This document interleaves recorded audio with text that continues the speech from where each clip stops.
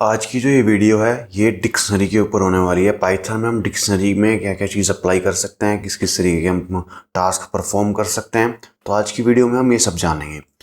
इससे पहले मैंने एक डेटा टाइप की वीडियो बनाई थी, उसमें मैंने डिक्शनरी के बारे में ऑलरेडी बताया था थोड़ा सा। अगर आपने वो वीडियो नहीं देखी है कि हम एम्प्टी डिक्शनरी को कैसे क्रिएट करते हैं, क्या क्या होता है डिक्शनरी के अंदर, तो आप प्लीज़ पहले जाकर उसको चेकआउट जरूर करना।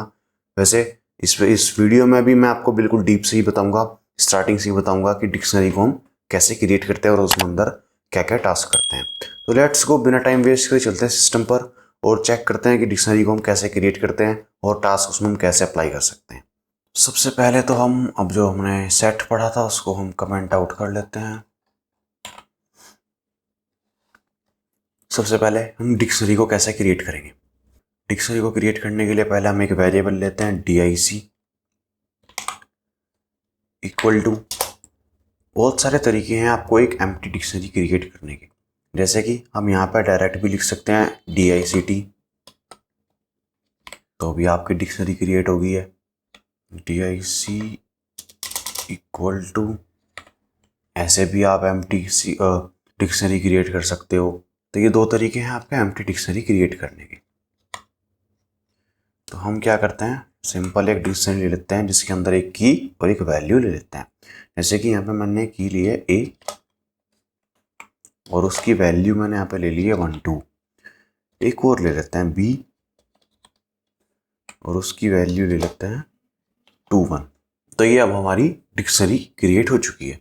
पहले इसको प्रिंट कर देते हैं, प्रिंट dic करता हूँ, प्रोग्राम को करते हैं रन किया, आउटपुट में हमारी डिक्शनरी आउटपुट में शो हो गई है। तो इसका मतलब डिक्शनरी हमारी परफेक्टली क्रिएटेड हो गई है। अब मुझे एक काम और करना है, मुझे इसकी लेंथ चेक करनी है कि इसके अंदर कितनी की है या कितनी वैल्यूज़ हैं। तो उसके लिए भी मैं प्रिंट करूँगा dic len, और लेन के अंदर आप लिखते हो जिसकी आपको लेंथ निकालनी है। dic की मुझे लेंथ निकालनी है तो मैं dic लिख दूंगा।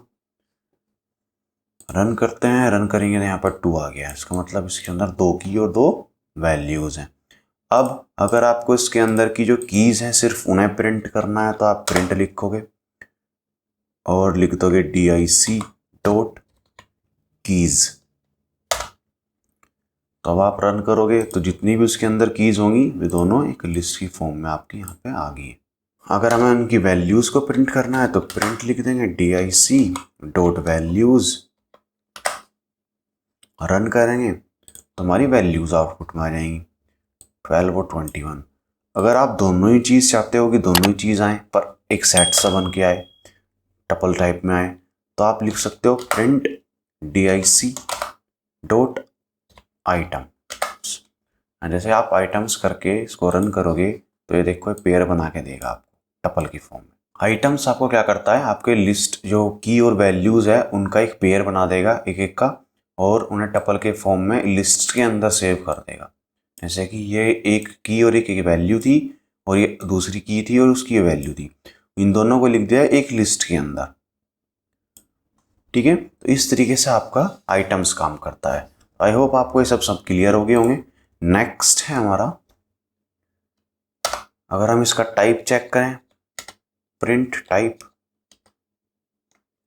इसका dic का, तो मैं क्या आउटपुट में आएगा, क्लास डिक्शनरी dict।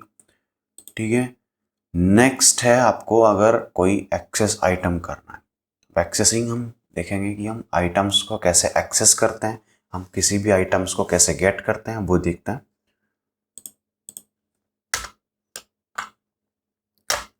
अब आप डिक्शनरी के अंदर एक्सेस करने के लिए आपको तो की का पता होना चाहिए।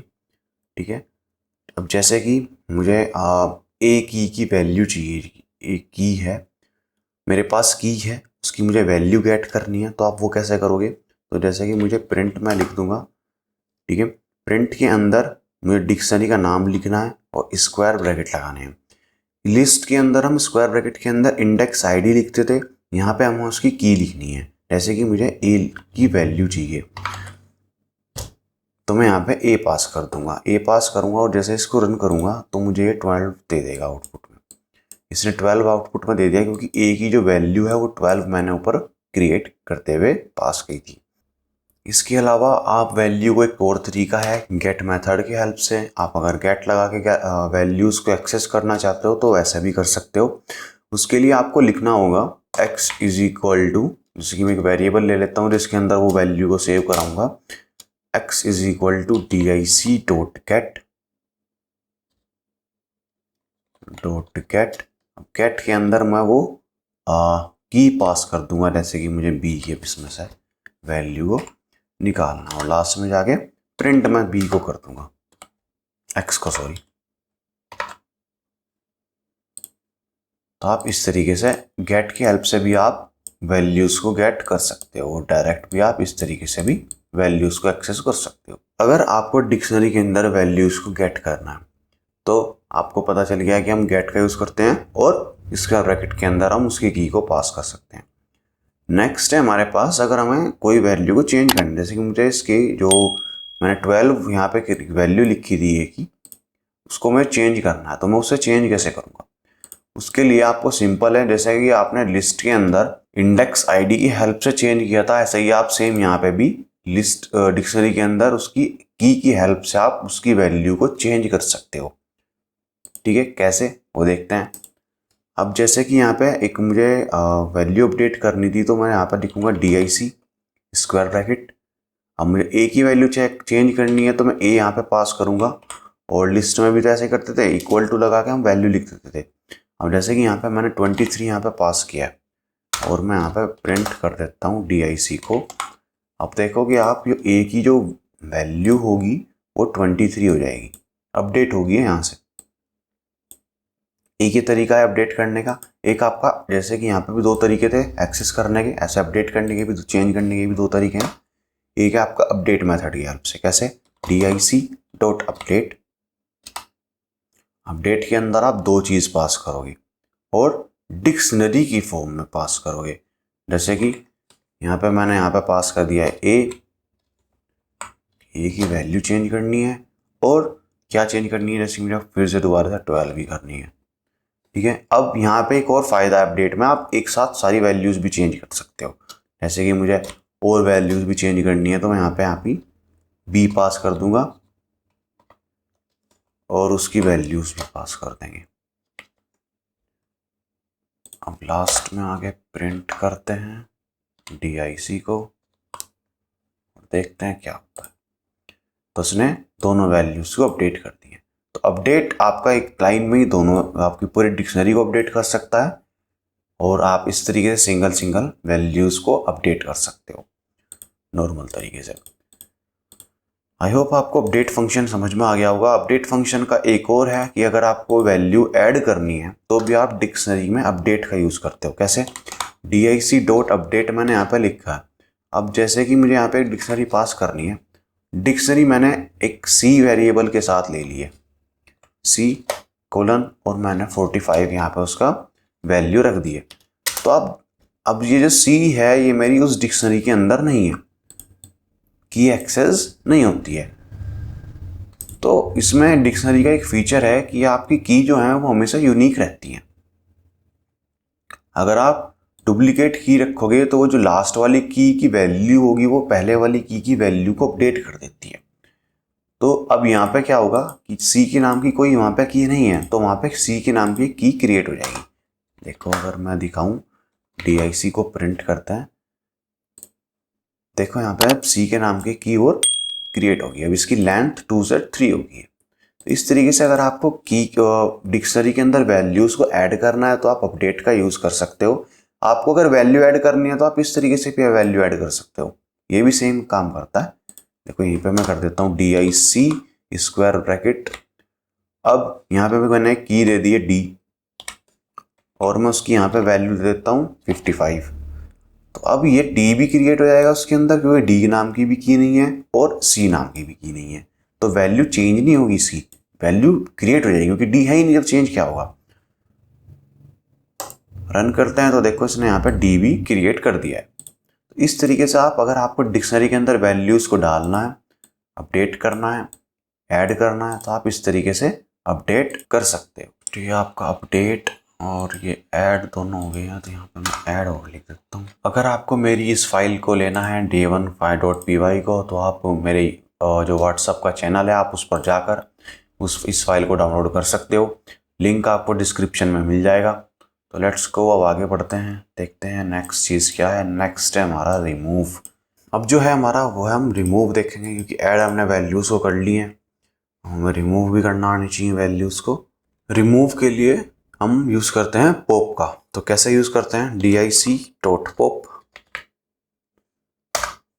अब पॉप के अंदर आप की पास कर सकते हो, जैसे कि मुझे डी को डिलीट करवाना है, डी की की को हटवाना है, तो मैं यहाँ पे प्रिंट कर दूंगा और चेक करते हैं कि क्या हमारा जो डी की वैल्यू है, डी की है, वो डिलीट हो गई है या नहीं।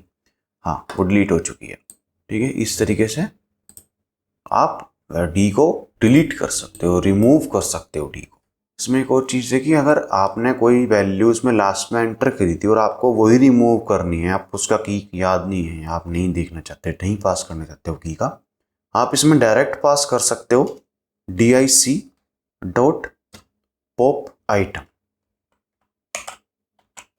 ठीक है, पॉप आइटम आपका क्या करेगा, ये आपका वो वैल्यू को रिमूव करेगा जो लास्ट में इंसर्ट हुई थी। अब मैं जैसे कि यहाँ पे प्रिंट करता हूँ dic को और चेक करते हैं, तो हमारा सी रिमूव होना चाहिए। देखो सी रिमूव हो चुका है, तो हमारी लास्ट वैल्यू इंसर्टेड जो थी वो हमारी रिमूव हो चुकी है। किसकी हेल्प से, पॉप आइटम की हेल्प से। तो आपको अगर कोई डायरेक्ट कोई की हेल्प से आपको कोई वैल्यू रिमूव करनी है, तो आप पॉप के अंदर डी पास कर सकते हो, उसकी की पास कर सकते हो। अगर आपको कोई लास्ट इंसर्ट वैल्यू है उसको आपको रिमूव करना है, तो आप पॉप आइटम का यूज कर सकते हो, उसके अंदर आप कोई वैल्यू का कोई की नहीं पास करते हो। नेक्स्ट हमारा है डेल। डेल कीवर्ड है जो डिलीट का काम करता है, और डेल के साथ आप डायरेक्ट dic को यूज कर सकते हो और उसकी की को पास करोगे, तो यहाँ पे बी, तो हमारी जो बी की होगी जहाँ पे बी, वो वैल्यू भी रिमूव हो जाएगी। जैसे कि मैं यहाँ पे प्रिंट कर देता हूँ dic को और रन करते हैं, तो यहाँ पे सिर्फ मेरी एक की रह जाएगी। इस तरीके से अगर आपको डेल की हेल्प से डिलीट करना है, तो आप डेल की हेल्प से भी आप किसी भी वैल्यू को डिलीट कर सकते हो, की और वैल्यू। और अगर आप सिंपल डेल के साथ dic लिखोगे, कोई की पास नहीं करोगे, तो आपकी कंप्लीट डिक्शनरी डिलीट हो जाती है। एक और डिक्शनरी लेते हैं dic2 के नाम से। dic2 इज इक्वल टू, मैं यहाँ पे एक डिक्शनरी क्रिएट करता हूँ 1:1 3:2। अब ये एक मैंने डिक्शनरी यहाँ पे क्रिएट करी है। मैंने यहाँ पे एक डिक्शनरी क्रिएट कर दी है जिसमें की जो है 1 2 2 3 है। अब देखो इसमें जो 2 की है वो 2 बार यूज हो रही है, एक की वैल्यू 1 है, एक की वैल्यू 2 है। अब अगर मैं इसको प्रिंट करता हूं dic2 को, तो ये एरर तो नहीं देगा, लेकिन 2 की को सिर्फ एक ही बार लिखेगा, क्योंकि आपकी जो की होती है वो यूनिक होती है। तो उसने क्या किया है, ये वैल्यू जो की तो प्रिंट कर दी है, ये वैल्यू भी जो की तो प्रिंट कर दी है, 1:1 3:2। अब यहाँ पे इसके पास 2 थी, 2 की 2 दोनों आगे सेम है। अब देखो आपने ऊपर भी चेंज किया था, अपडेट करा था, वैसे सेम प्रोसेस यहाँ पे भी है। इस वैल्यू को इस वैल्यू ने अपडेट कर दिया, ये 2 आपका इसकी जगह पे रिप्लेस हो गया और ये वाला आपका पूरा रिमूव हो गया। तो इस तरीके से हमेशा की आपकी एक ही रहेगी, यूनिक रहेगी, आप डुप्लीकेट की यूज नहीं कर सकते हो डिक्शनरी के अंदर। ठीक है, अगर आप करने की कोशिश करोगे तो वो वैल्यू को अपडेट करने का काम करेगी और कुछ नहीं। ठीक है, और आप वैल्यूज को सेम रख सकते हो, वैल्यूज को सेम रखने में कोई दिक्कत नहीं है। आप वैल्यूज का टाइप सेम, सब कुछ सेम रख सकते हो, हर एक उस की वैल्यू भी आप सेम रख सकते हो, उसमें कोई इश्यू नहीं होगा। अगर आपके पास 2 लिस्ट हैं और आप उन लिस्ट को एक डिक्शनरी बनाना चाहते हो, तो आप वो कैसे बनाओगे। तो जैसे कि मैं यहाँ पे एक लिस्ट ले लेता हूँ और इसके अंदर मैं वैल्यूज लिख लेता हूँ 1 2 3 4 5 6 7 8 9। ठीक है, और बी एक दोबारा से एक लिस्ट ले लेते हैं जिसके अंदर वैल्यूज होंगी दोबारा से 9 8 7 6 5 4 3 2 1। अब दोनों की लेंथ जो है वो सेम होनी चाहिए।